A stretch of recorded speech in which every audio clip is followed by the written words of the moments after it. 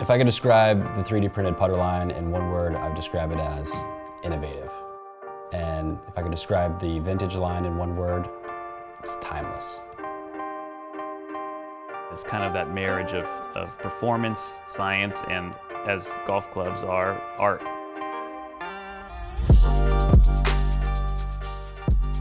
We have two great franchises, 3D printed and vintage, both packed with a ton of performance.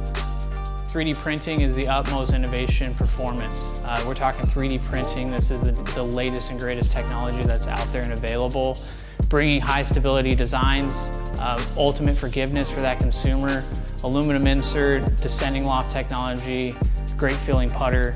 Vintage, our classic design. Vintage is our evergreen shapes, great new insert in our P-Bax material. Also has descending loft technologies, but definitely gonna be on the softer side of things. So if you're a consumer and there's a lot out there that love that softer feel, vintage is gonna be a great family too to take a look at this season. As we're exploring 3D printing, we see a lot of potential value for every club in the bag. But our first foray was with putters and continues to be with putters, as it's an area that the loads that the club is subject to are a bit less than a full swing club. So from a durability standpoint, we had a little more leeway there. Also, putters are very technical, and they're a club that everybody, regardless of ability, can kind of see the benefit from a new technology and a new performance. And so we thought it was a great starting point as we kind of re-emerge in the putter space to provide this new level of performance with advanced technology to the golfer. When we first started using 3D printing, we realized that there were some benefits that really applied nicely to golf in making structures that you can't make with our normal manufacturing processes, structures that would improve performance. And as we have investigated that and learned what 3D printing can do, we've realized that it can greatly affect the mass properties of a head and allow us to create new designs that weren't possible without this technology, that would improve performance beyond what you can do with current standard manufacturing techniques such as casting and forging and injection molding. On the innovation team, we are always looking at emerging technologies and see how they can apply to our golf products. How can we bring new technologies to bear to improve performance, improve aesthetic, improve desirability of our products, improve manufacturing of our products.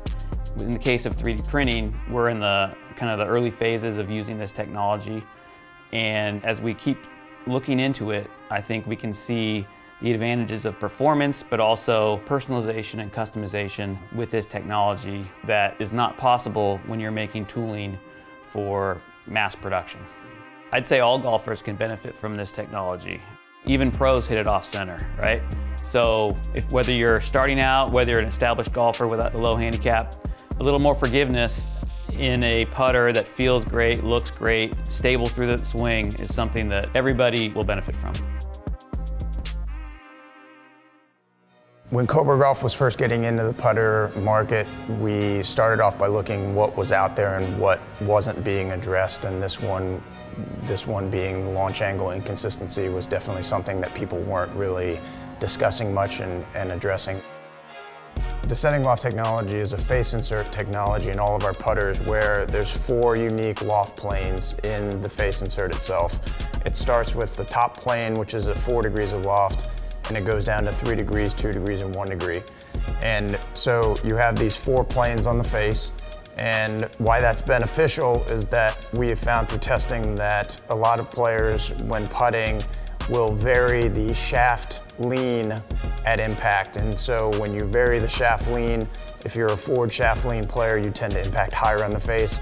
If you then, on the very next putt, change the shaft lean at impact to more backwards, you'll actually move the impact location down onto the face.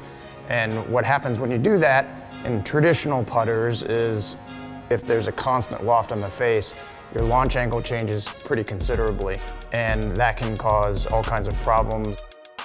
So what descending loft technology does is it minimizes that variation in launch angle.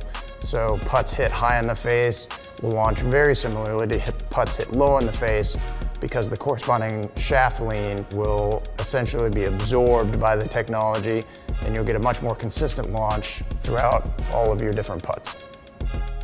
What's great about descending loft technology is that it changes with the player and their stroke. So if their stroke is on one day, off one day, if they hit it high in the face, low in the face as a result, they're going to get a much more consistent result. One of the largest effects on putter accuracy and putter consistency is launch angle. And so we felt that this was a very good area to start and base the entire putter line on. So that's why it's such a prominent technology for us in the putter market, and why I think we'll continue using it for a very long time to come. So putter insert feel is very subjective. There's kind of two segments in the industry where some consumers like a firmer feel, some like a softer feel. We've tested a bunch of different alloys. We landed on a 6061, which is an aerospace grade aluminum insert that provides a firmer feel, but something that that consumer's looking for.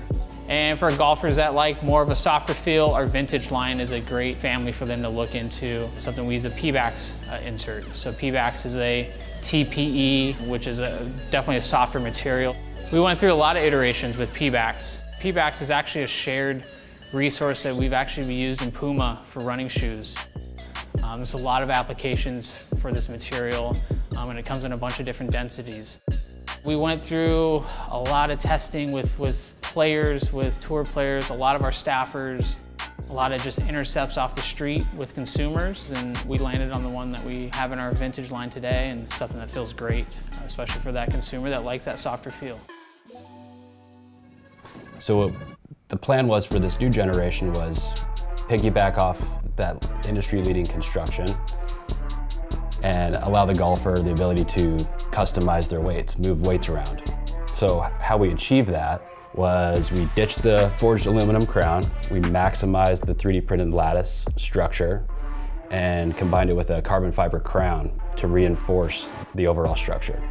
The biggest design goals for the 3D printed were, hey, this construction is really cool, right? Like this exoskeleton with this cartridge, but let's make it even better. So step one was, before it was all bolted together, you couldn't get to the weights. So it was twofold. It was, how do we get rid of this top piece and make it accessible to remove weights from just the sole so an end user could replace the weights. But also it needs to be strong enough without that aluminum to survive in a bag shake or survive in someone's bag for 10 years. So it was a lot of FEA, a lot of physical part sampling, and we found that putting that piece of carbon fiber on top of this nylon provided the rigidity and toughness that we needed. And then that weight that we saved, we were then able to make weight housings from the sole side so that you could access weights and pull them out and change them out like people are used to. So yeah, with the 3D printed line, it's the concept car to the design group of putters, right? We can kind of go wild. It's that somewhat unobtainable, aspirational hypercar, but it's accessible as a golfer in our industry. So we can have a little bit more fun with shapes and just play around with maximizing mass properties and have fun with materials and just do stuff that no one else is doing. With the vintage line, it's more in line with like classic cars, muscle cars, these shapes that have been around for a while. Everyone's familiar with, everyone has that special shape that they know that they can drain putts with. But of course we have to add some technology to that, which provides a soft, responsive feel, which separates it from the aluminum in the 3D printed line. Putters are funny. They're like seemingly simple, right? But there's a lot of components that come together in a very small space. And we're putting all of these different materials and components into one tiny little package. So more so than any other golf club that we manufacture, there's a lot going on in putters. The projection we've seen year over year with improving technology, I'm just really excited to see where we're going to take it in the future. Putter fitting, I think, is a big opportunity. we're seeing more and more accounts and professional fitters invest into. And from our endpoint, we want to make sure that we have the toe hangs available to do proper fittings. And really, toe hang comes down to finding a model that fits your face closure and gets you a consistent face angle at impact. Face angle makes up about 92% where the ball initially takes off. So it's uber critical to get a face angle or a toe down putter or face balance putter that fits your stroke type. When it comes to putting, putting is very personal. It's the one, I think, closest connection that somebody has to the golf ball as they're playing around a golf. So we wanted to make sure that we have that point of difference between our two families, 3D printed and vintage. And I think we landed in a good spot to have the best of both worlds. And we know that this entire lineup, there's going to be a consumer out there that can fit into any one of these putters. And definitely recommend everyone to go out there and give these things a roll this season.